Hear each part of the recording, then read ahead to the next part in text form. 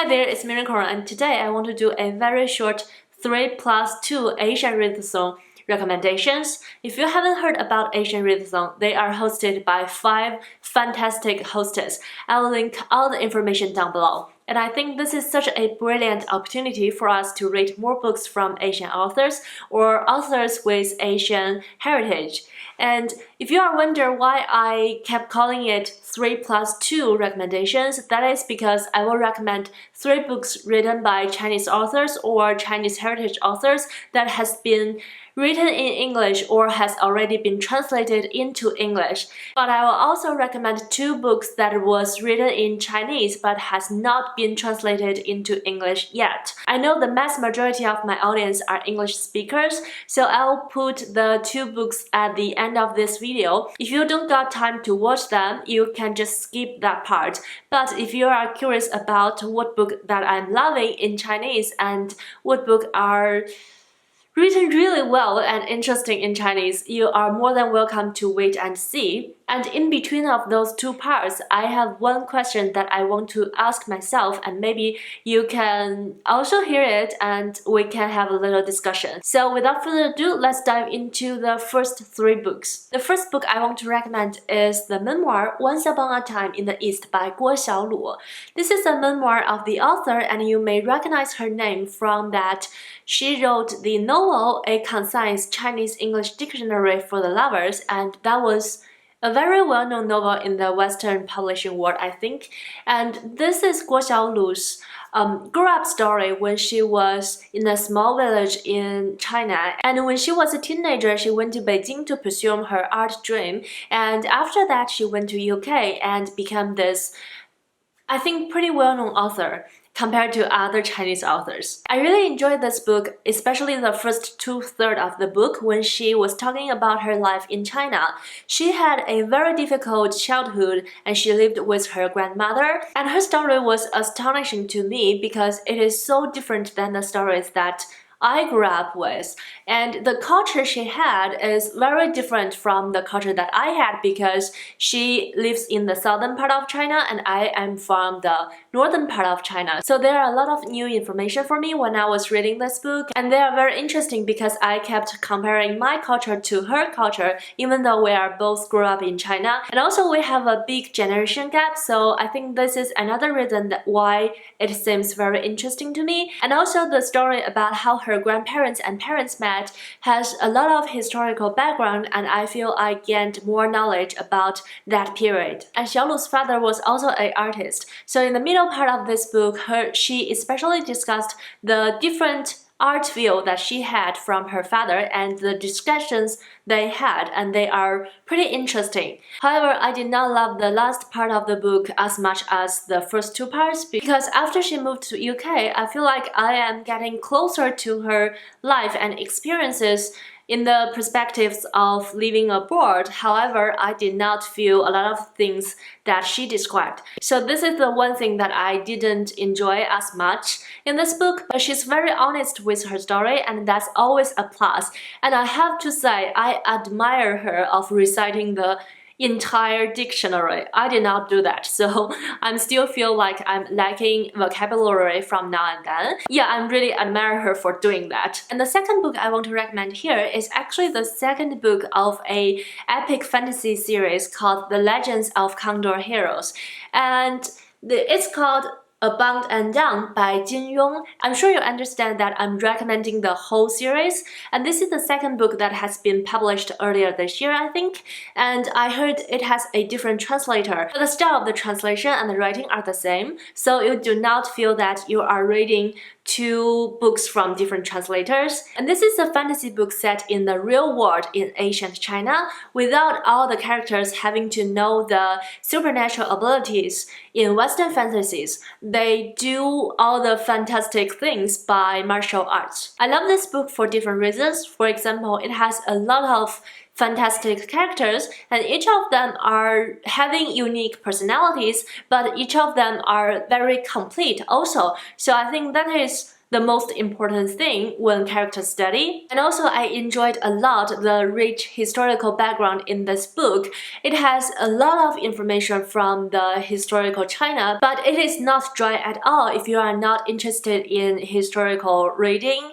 And also, one of the girls in this book called Huang Rong, who has been translated into Lotus Huang, I heard, and I don't really know why they translated her name by the meaning. She was a wonderful, wonderful character. I love her so much. She was my fictional crush of last year. She was smart and she's always willing to learn and she's so cute. I love her so much. And needless to say that this is a masterpiece in Chinese fantasy, and it says a Chinese Lord of the Rings on the cover, but it has nothing to do with Lord of the Rings, and it has is all wonderfulness together in this series. So I highly, highly recommend you to read them if you are a fantasy fan. And I'll link a full review of this book down by the channel. Yes, I read that.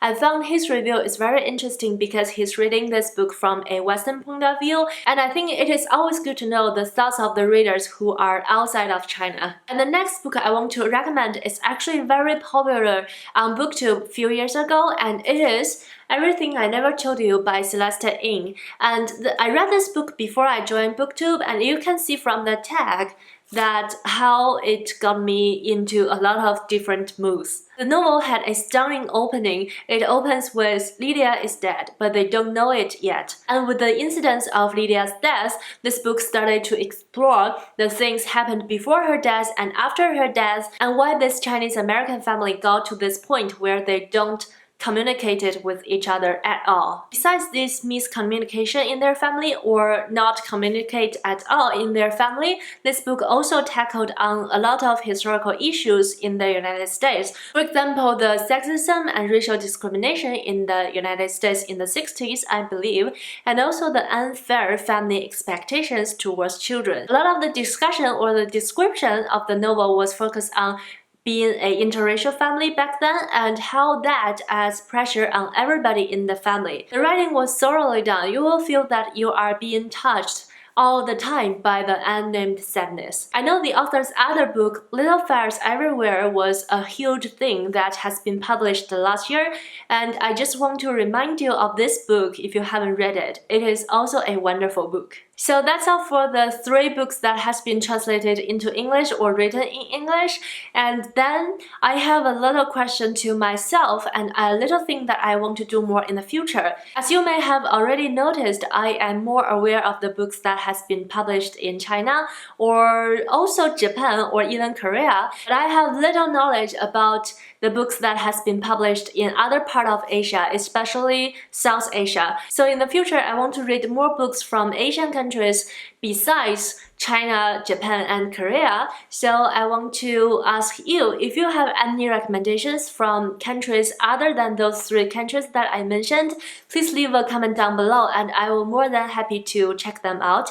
And I know that Asia is a very huge area, and with a lot of countries, it is impossible for me to read all the books from all the countries in Asia at once, but I will at least want to try. So that's not really a question, but something that I want to do more. So now I will talk about the 2 books that have written in Chinese and has not been translated to other languages yet.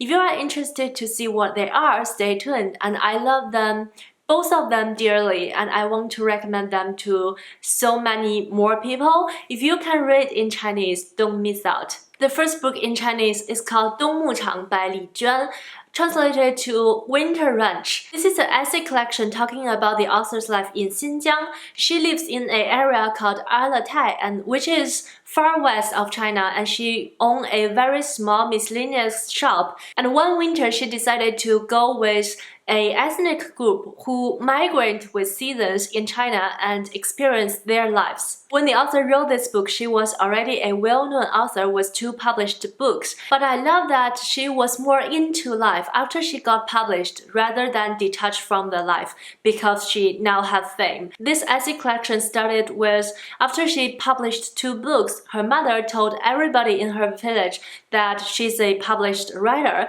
but nobody believed her mother because people are still seeing her chasing ducks with messy hair in her farm.